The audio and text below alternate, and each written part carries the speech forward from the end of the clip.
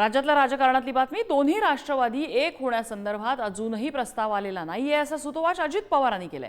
शरद पवारांच्या राष्ट्रवादीतून अनेक पदाधिकारी निघून जात आहेत आणि हीच गळती रोखण्यासाठी त्यांच्याकडून एकत्र येण्यासंदर्भात विधानं केली जात असल्याचा दावा अजित पवारांनी केलाय। तर अद्याप प्रस्ताव आला नसल्याचंही त्यांनी स्पष्ट केलंय।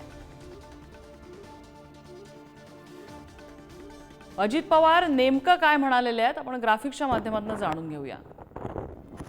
शरद पवार यांच्या पक्षातून अनेक पदाधिकारी निघून जात आहेत।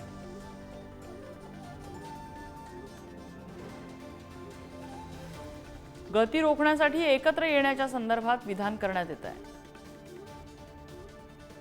अद्याप दोन्ही राष्ट्रवादी एक होण्याच्या संदर्भात प्रस्ताव आलेला नाही।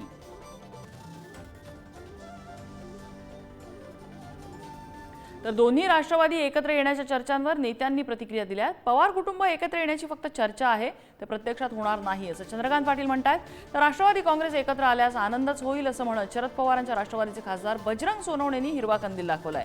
अंतिम निर्णय शरद पवार आणि सुप्रिया सुळेंचाच असेल असं ते म्हणाले।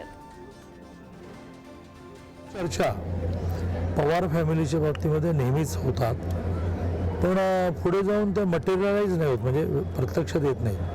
आताही जी सारखी चर्चा चालली आहे की अजितदादा, सुप्रियाताई, शरद पवार एवढा त्यांचा पक्ष आहे। जयंत पाटील वगैरे सगळेजण हे असे लांब उभे असतात, काय तुम्ही निर्णय केला सांगा।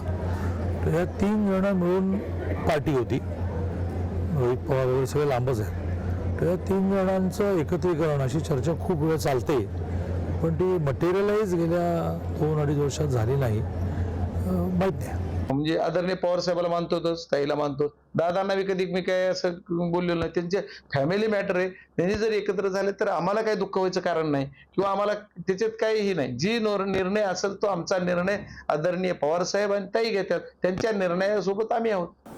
कोणते पक्ष कोणासोबत कसे एकत्र येतात हा त्यांचा अंतर्गत भाग आहे।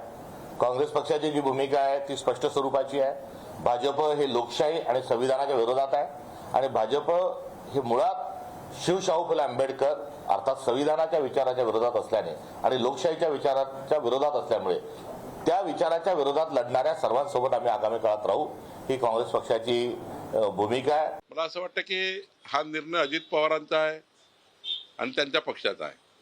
त्यांच्या पक्षात त्यांनी काय निर्णय करावा याच्यामध्ये मी भाजपाचा अध्यक्ष म्हणून बोलणे योग्य नाही।